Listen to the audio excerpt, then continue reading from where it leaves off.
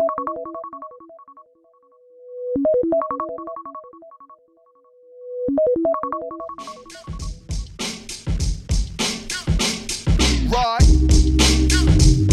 ride. Woo. Woo.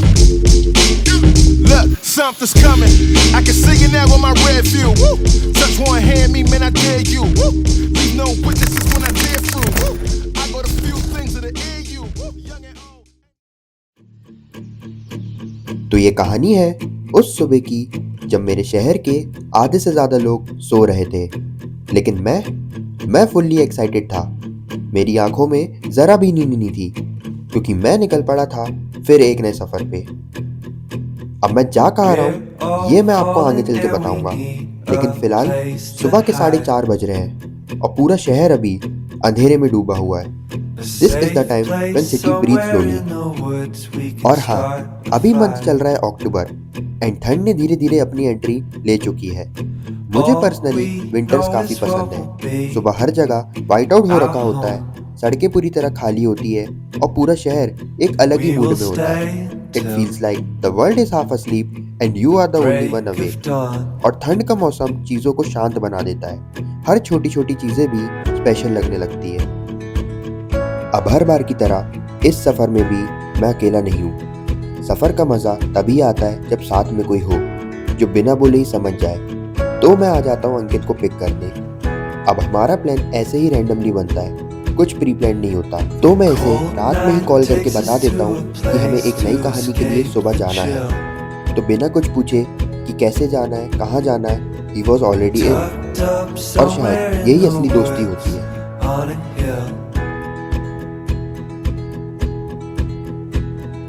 अब सफ़र को enjoy करते करते हमें पता ही नहीं चला कि कब अंधेरे से दिन हो गया। और हाँ, मैंने इसे भी नहीं बताया था कि हम जा कहाँ हैं। तो फाइनली मैं रिवील करता हूँ कि हम जा रहे हैं भेड़ाघाट धुआंधार वाटरफॉल देखने। एंड टू बी ऑनेस्ट, मैं अपनी सिटी में रहते हुए भी भेड़ाघाट मुश्किल से 2-3 बार ही गया हूँ, और वो भी अपनी फैमिली के साथ जब मैं बहुत छोटा था। तो एक नेक्स्ट लेवल एक्साइटमेंट थी मेरे अंदर।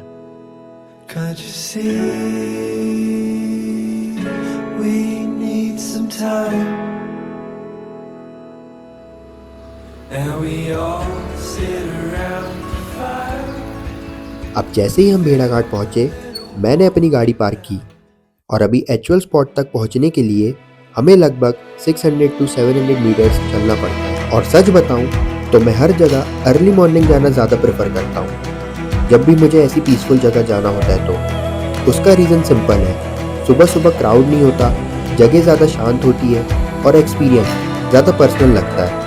एंड बीइंग एन इंट्रोवर्ट, मैं थोड़ा अनकंफर्टेबल हो जाता हूँ क्राउड के बीच। और इस वक्त आने की वजह से मैक्सिमम शॉप्स बंद हैं, ऑलमोस्ट सभी के शटर डाउन हैं। लेकिन रास्ता बड़ा इंटरेस्टिंग है, बीच में एक छोटी सी गली और दोनों तरफ बंद दुकानें। इट फेल्ट काम, not crowded, not chaotic. This is exactly Y I love mornings. अब इतनी सुबह भी कुछ स्टॉल्स खुल चुकी थी। And talking about Dhuandhar waterfall, तो ये नाम इसलिए दिया गया क्योंकि जब नदी का पानी ऊपर से नीचे गिरता है तो इतना ज़्यादा मिस्ट क्रिएट होता है कि दूर से बिल्कुल धुएं जैसा लगता है, तभी इसका नाम पड़ा धुआंधार। और जैसे जैसे हम आगे बढ़ रहे थे, पानी की आवाज़ और तेज़ होती जा रही थी। एंड फाइनली जो नज़ारे हम सोचते हुए आ रहे थे वो ठीक हमारी आंखों के सामने थे।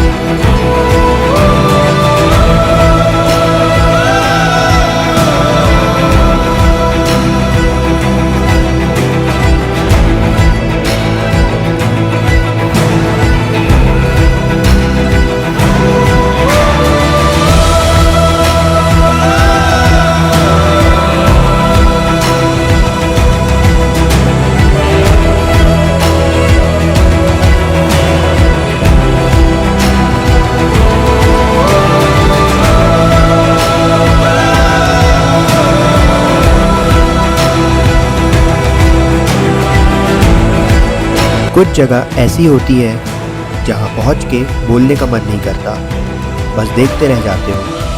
Standing there listening to the water, I felt small, and that felt beautiful.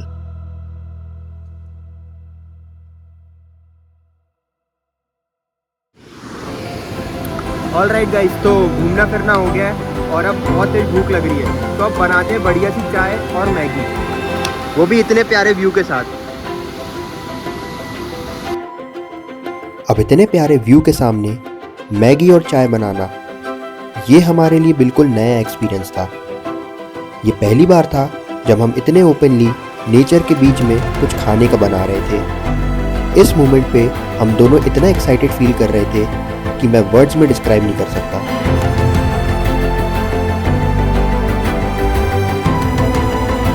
और भले ही हमने नॉर्मल सी मैगी बनाई थी, लेकिन इतने सुंदर व्यू के साथ उसका टेस्ट ऑनेस्टली 2x से 3x हो गया था, because food tests different when the moment is real. उस वक्त लगा हैप्पीनेस कॉम्प्लिकेटेड नहीं होती, कभी कभी बस एक प्लेट मैगी, एक कप चाय और एक यादगार सुबह काफ़ी होती है।